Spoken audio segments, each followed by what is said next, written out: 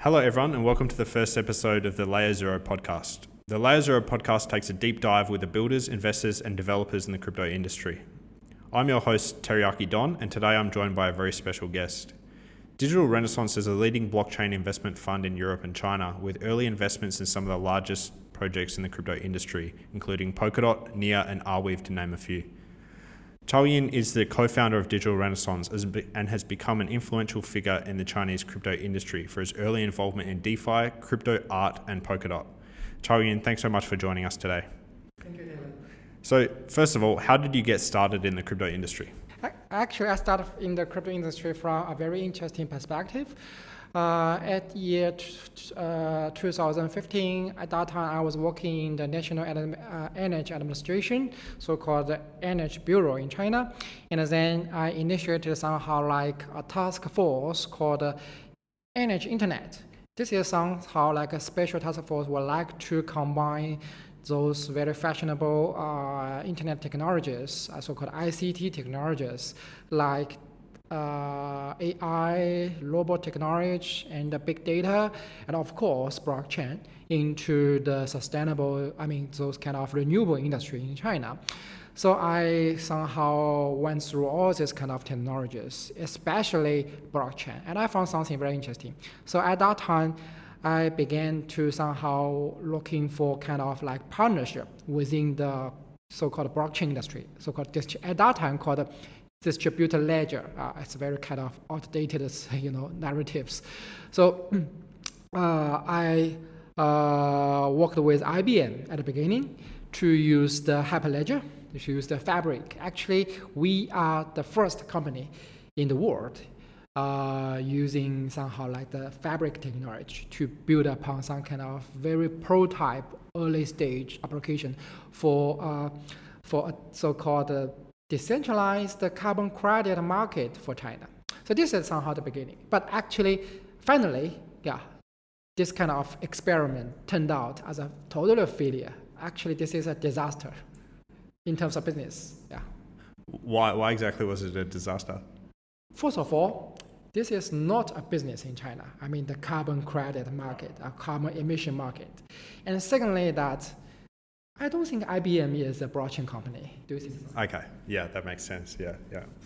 Oh, they would have been a great partner, I'm sure. That they have a lot of resources and things like that. So let's get into it. Obviously, there's been a lot happening in the crypto industry in China in the last few months relating to Bitcoin mining, government crackdowns, and things like that. We have crackdowns in Inner Mongolia, Yunnan, Xinjiang, Sichuan provinces.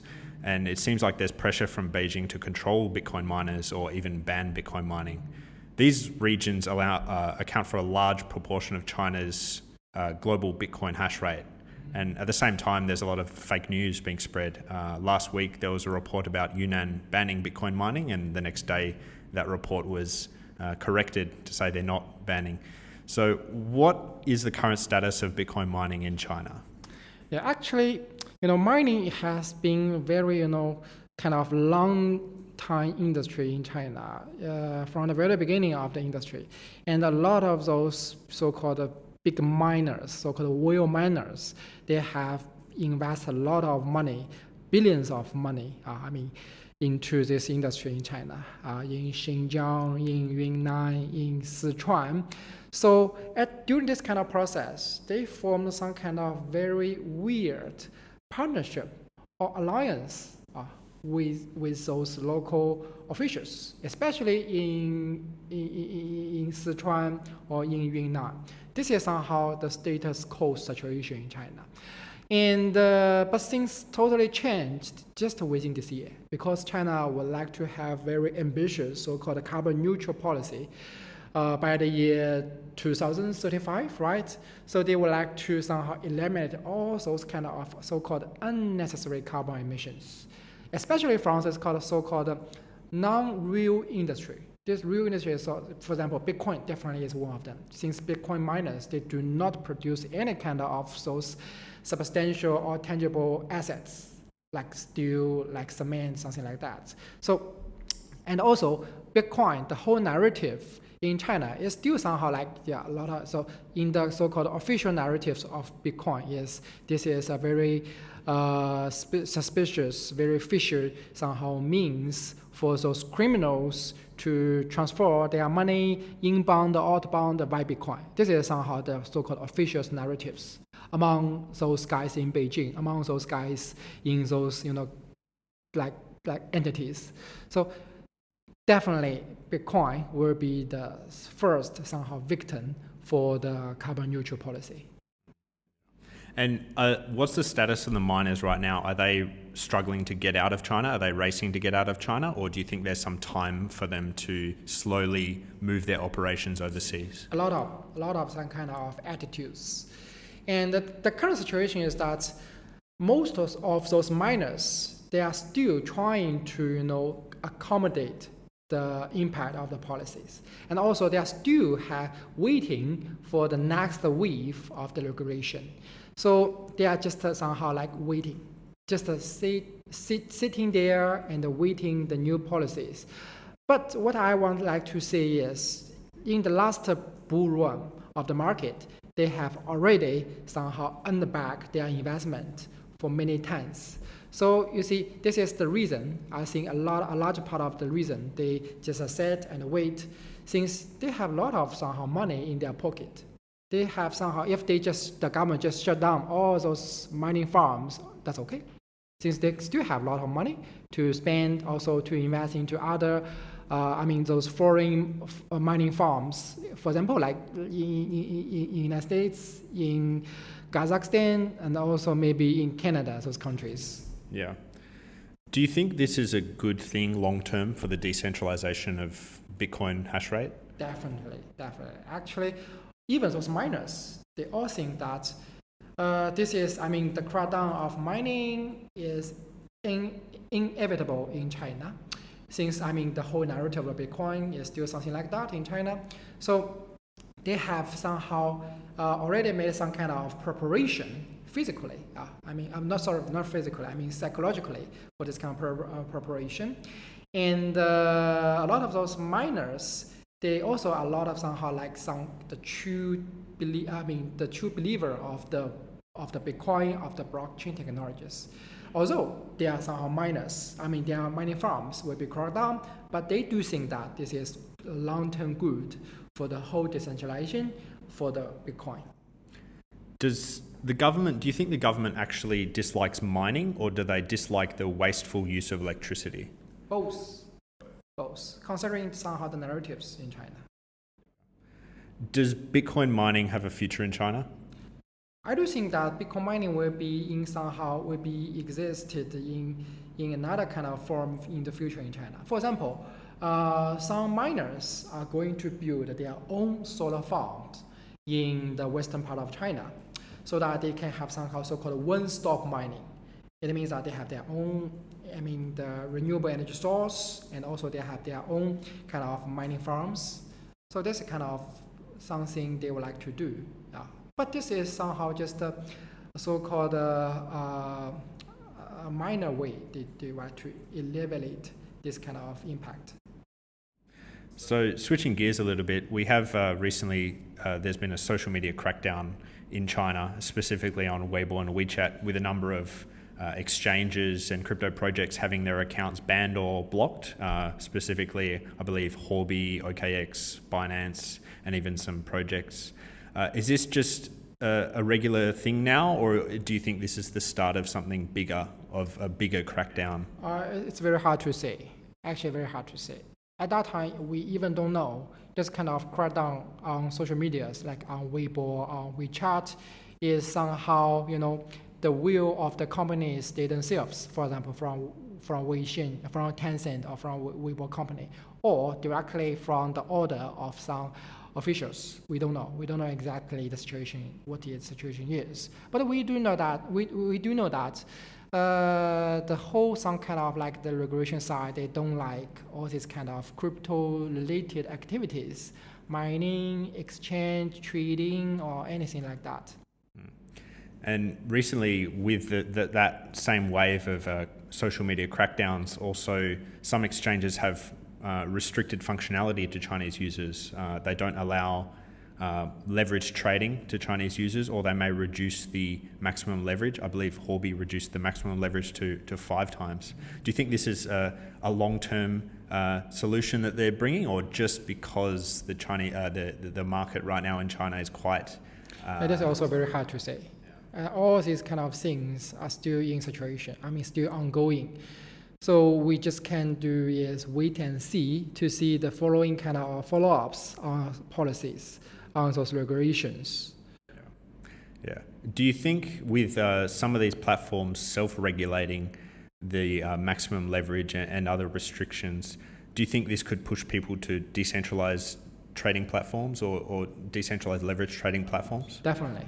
Yeah. So this is, I'm very happy that people will really finally realize that. So all these kind of centralized exchanges, centralized service providers are not reliable. So it's a good thing for the long-term good of the industry, of the true decentralized industry. Yeah.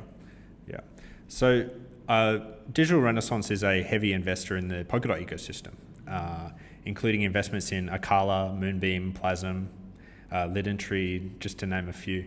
What is it about the Polkadot ecosystem that you like compared to Ethereum or Solana, Binance Smart Chain, or other ecosystems? The infrastructure. The fundamental infrastructure of the whole Polkadot. Given this guy is really a genius in a lot of some kind of perspectives, for example, technologically speaking, he developed a very good, somehow very genius design for the parachain and relay chain structure, and also with a very good infrastructure to somehow issue your own app chain in just less than 10 minutes, so-called a substrate. And this is a kind of very modularized components within this kind of substrate infrastructure. It means that you can, just like money Lego, or just like some kind of blockchain Lego, you can combine this module and into a whole package of the chain you would like to build. This is very good, for those kind of like builders and enterprises and a lot of somehow not very so-called sophisticated blockchain builders. Since not everyone, definitely not everyone in the market can have the full skill sets, the sophisticated skill sets to build somehow like a chain, like Ethereum, like a chain. And also it's very important, it's totally difficult, totally impossible for those chain builders to bootstrap their consensus. You see what is going on other chains, very difficult to bootstrap their consensus. So Gavin Wood, from his formal experience within, Ethereum, he found that what's somehow the bottlenecks for blockchain mass adoption. What is somehow the real somehow needed functionalities for those users, builders, and also some kind of also other ecosystem partners. Then he made up the whole, the Polkadot, the ecosystem, the technology. So this is technology-wise speaking, why Polkadot is fascinating. And another thing I think is gorgeous is that Gavin Wood is not just somehow like, not Gavin Wood only. The whole Polkadot ecosystem is not somehow just like a purely utilization chain or somehow, from the utilization perspective. They are going to bring more value upon their technologies to the world, Web3 vision. Web3 vision they are always striving for to build upon. You see that a lot of those kind of idealists within the Polkadot ecosystem, like Akala definitely is one of them, and Gavin Wood himself is one of them. What they are going to build is a really somehow decentralized, transparent Web3 for the people and by the people. And all those guys are engineers. In the Polkadot ecosystem, there's, I think the Polkadot ecosystem is still quite new to overseas people. In China, we're very familiar with Polkadot. What do you think are some projects that people should be looking out for? What are your favorite projects? Definitely Akala, right? Akala and the Kalula, yeah. And also Moonbeam is gorgeous. And Plasma is also good. And Lidentree is also good. And also Centrifuge is also good. Yeah. And also, I see there are some other so-called anonymous projects they are going to build upon Polkadot. I mean, these projects are not anonymous just because we don't know who they are, but a lot of projects, they have some kind of options other than just Ethereum only. For example, Compound is going to build something upon Substrate. And also, I've heard that Tether, the USDT, is also going to have their own Polkadot Parachain. Yeah. So you see, a lot of those kind of previous players in the whole Ethereum ecosystems are going to have their plan B, or totally moved from their original Ethereum chain or layer 1 to Polkadot. This is what we are witnessing now. Recently we were chatting at an Akala event and you said something very interesting. You said KSM is the real dot. So could you expand on that? What do you mean by KSM is the real dot? And what I like to say is that KSM, the network, is more crypto native. You see, KSM is more fair distributed than DOT. Since at the beginning, most of those so-called DOT whales, they totally sold off all their KSM actually they dumped off their KSM with a very, very cheap prices. For example, like $1 or $3, something like that. So at the beginning, all these KSM are dumped by those whales. And the dots, also dots, are still controlled by a lot of those so-called institutional players. This is not a very typical crypto native way, for dots holders. So KSM is more fairly distributed, and also KSM is earlier. I'm talking about the 10 table of the whole parachain auctions. It will be around the 3 or even 5, 6 months earlier than the DOT parachain auctions. So time is money. Time is life in the whole industry, in the blockchain industry. And another thing I love KSM is that, the efficiency of the governance execution, the efficiency of somehow like the depositing, staking, something like the whole time circle, something like that. Much, much more shorter than the DOT, just 7 days. For DOT, you have 28 days to somehow implement some kind of governance decisions. It's too long. And also, Gavin Wood himself once have written an article about, in his opinion, the difference between KSM and DOT.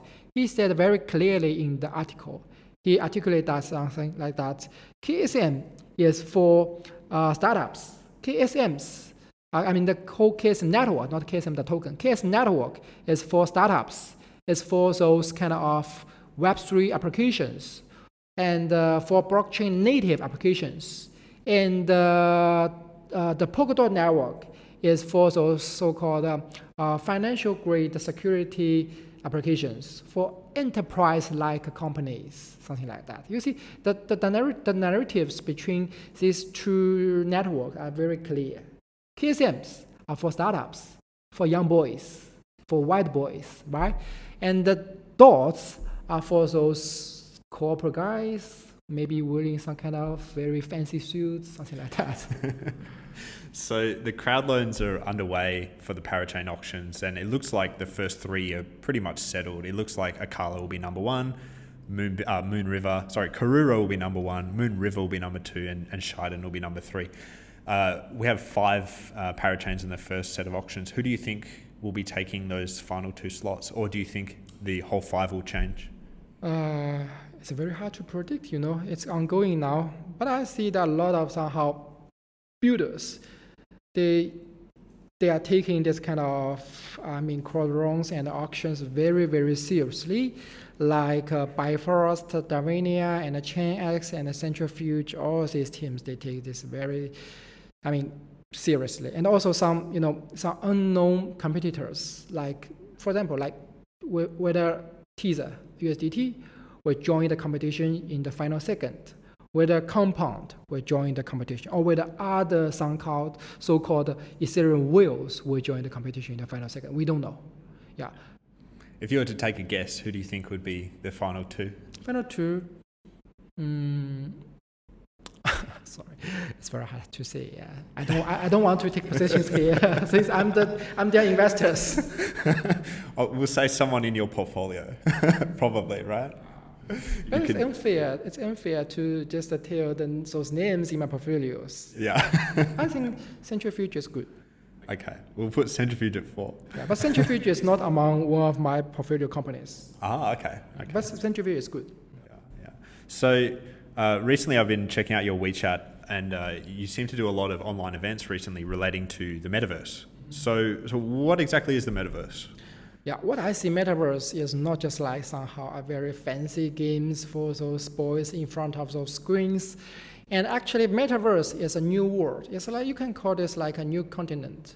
Yeah, people everywhere, in United States, in China, in Africa, in Southeast Asia, these peoples, they can have their second life, their second identities in the metaverse, in the digital, continent, new continent.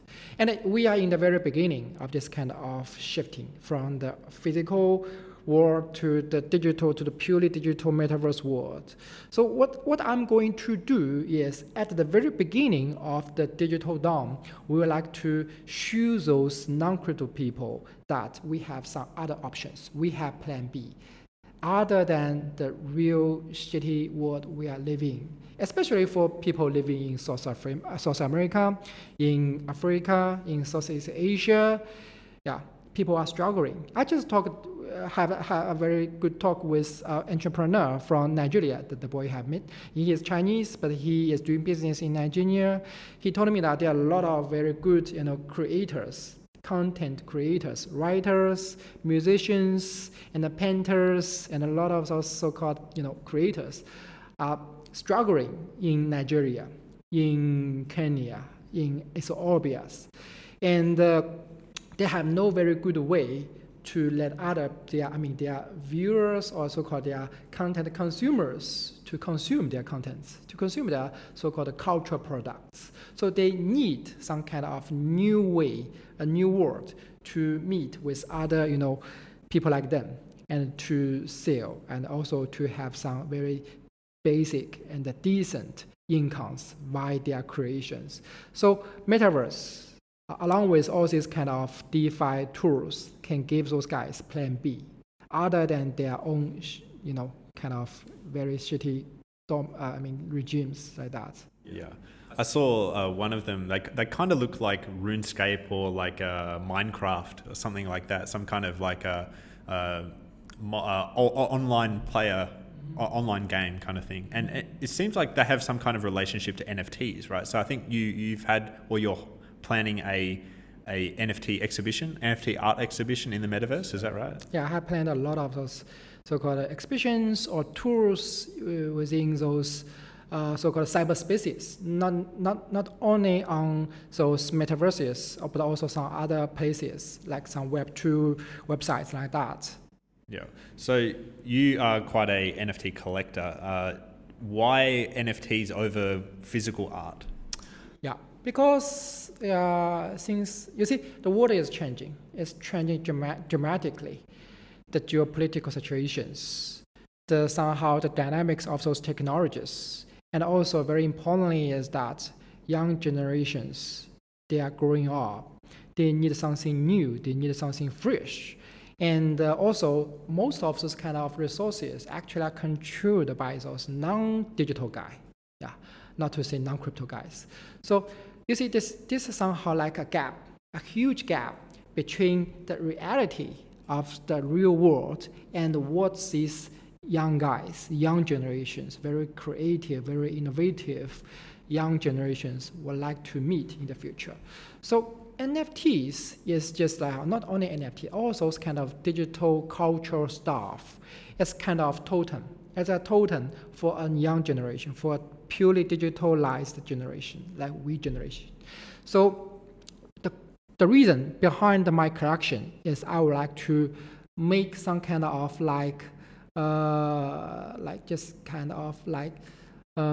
just like a totem, to show other people that we can have something new.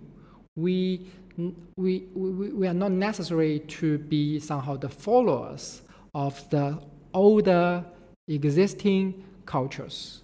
We can create our own cultures, and we can lead by this kind of culture we can lead the whole human species into a new paradigm, into a new digital world. This is the reason I patroned a lot of those artists, those founders, those NFT projects founders, and some kind of those like other KOLs, other young, passionate KOLs to do this kind of things. Just to let those young people to know about there's something.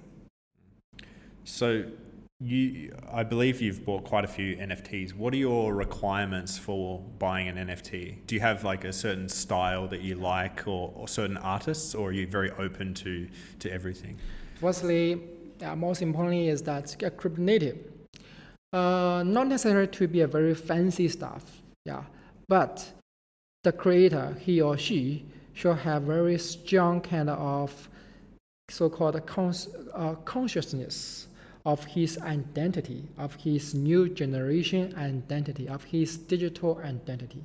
He should be part of us, digital nation, digital generation or crypto generation. He should be part of us.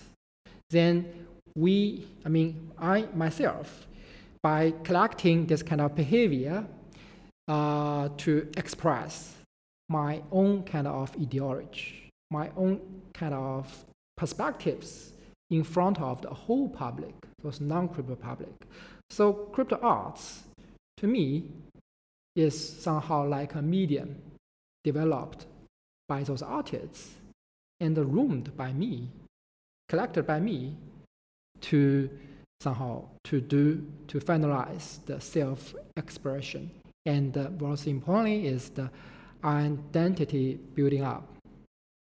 So maybe a strange question. What do you do with your NFTs? Just collecting. And besides this kind of collecting activities, I will also let some kind of my friends, medias, and also the public know the essence of my collections. I will tell the stories behind those collections, behind those artworks, and also the stories of the artists to the world. So recently, the NFT market went through a huge boom, and now it seems like it's cooling down a little bit. Does that make you concerned about the general NFT market, or do you think NFTs still have a long life ahead? Yeah, we do see there are a lot of so-called bubbles in the market, especially among those NFT markets, like those crypto artworks, those like punks, those something like that. But definitely, they do have some kind of intrinsic values. Besides this kind of very speculative some kind of movement, something like price movement like that. So for me, a true collector, we do not care about the short-term valuation. The volatility of the price. We do is looking for the intrinsic cultural and the psychological, also the philosophical, the values of those works, and also those people among that. So we're going to go to just general market trends now. So last summer we had what we're calling DeFi summer, and then we went to a kind of Binance Smart Chain, IDO, NFT season. Now it looks like it's Solana season and Matic season. What do you think is coming next? Is it Polkadot season for the next 6 months? It's very hard to say. We are somehow in the next half of the whole so-called macro circle due to somehow the monetary policies changing of the Federal Reserves. So at the beginning, we see BTC, then those ETH, and those altcoins, and then NFTs, and also those chains. But we are in the right, somehow, the turning point of the whole so-called monetary shifting, policy shifting nowadays. So in the next half of the bull run, maybe we'll still witness some kind of like the Polkadot summer, but I don't think that the momentum of the Polkadot summer will be much or will be that big of the Matic or especially BSC summer, the BSC momentum. But this is somehow the industry goes. Yeah, every turn, every run, we will witness a lot of the kind of momentums and hypes. Also in the 2017, we witnessed the NFT summer, not the NFT momentum by the CryptoKitties, right? Also the ICO momentums by Ethereum ICOs. But then what after? In the year 2000, in the next half of the 2008 and also in the whole 2019, the whole market went down into some kind of like bullshit. So, but after this kind of circle, we do somehow see kind of some condensed projects, some condensed values left after somehow the scratch. So that is good. So I'm going to find some those true values, true technologies, especially true somehow builders which can be condensed after the next round, and then to be the stars of the round of this round. So which ecosystems do you believe in long term? I know that you're a very invested in the Polkadot ecosystem. What about the Cardano ecosystem, Solana? Why do you not invest in those ecosystems so much? Yeah, I don't want to mention Cardano. Yeah, but I do like something Solana and also Near and also Aviv. I believe in that we were going to a somehow era of multi-chain universes. Multi-chain not only for kind of those layer 1 chains, but also for those parachains, app chains, and the layer 2 solutions. So every kind of layer 2 or chains, they provide a different kind of value sets and tool sets, and they attract different kind of people and also apps, and then they can connect with each other via this kind of cross-chain applications or cross-chain infrastructures. So this will be a very diverse kind of chains universe in the future. So what I do believe is that Polkadot is good, Solana is also good, Near is good, Aviv is good. Yeah, all these real chains, real builders are all good. What they are going to bring to the somehow the crypto industry is all good.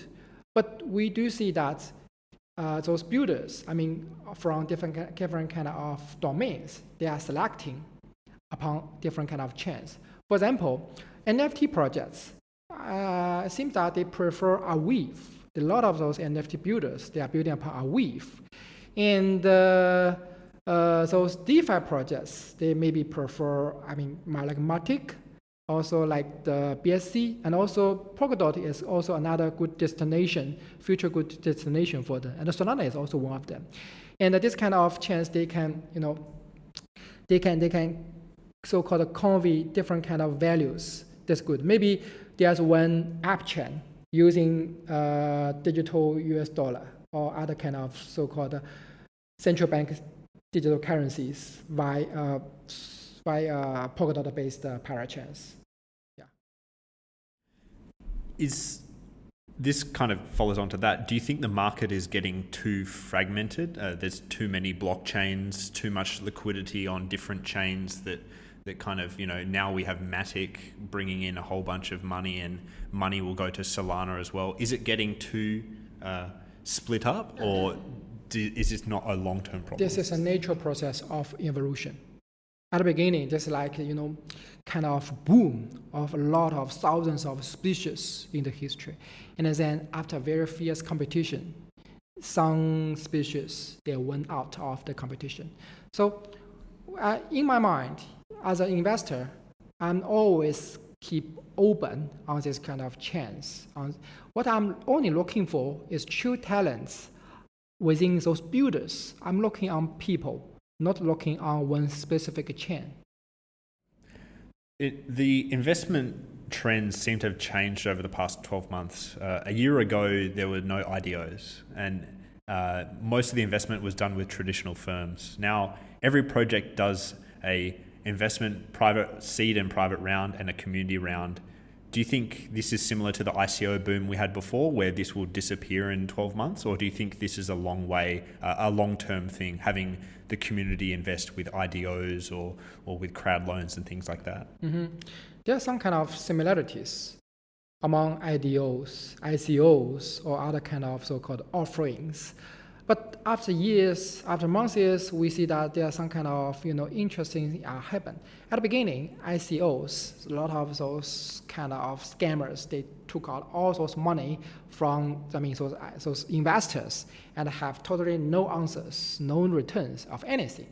And at this round, seldom we see this kind of things happens.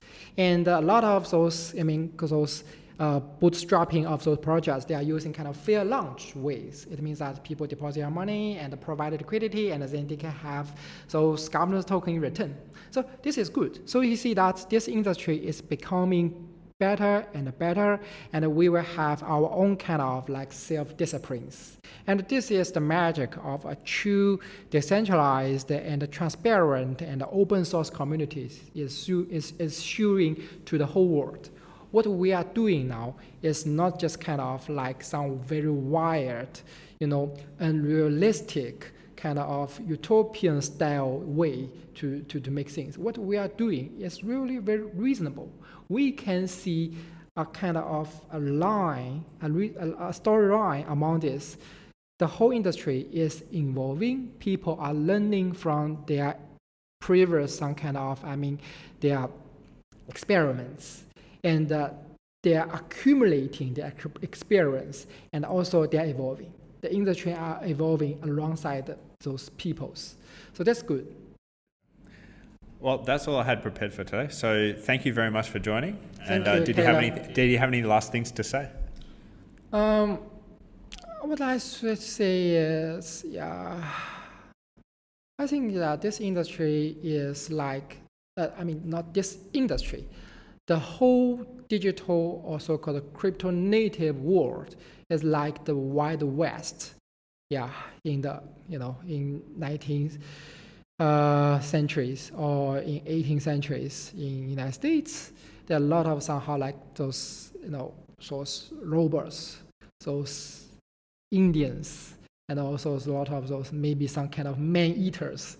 Those like scary movies, something like that. But they can have some very good virtue inside this kind of adventures. What we know is we are leading somehow very kind of gorgeous, unprecedented experiment of the whole human being. But we don't know is that where we are going to. But we would like to have this kind of answer open. Great. Thank you so much.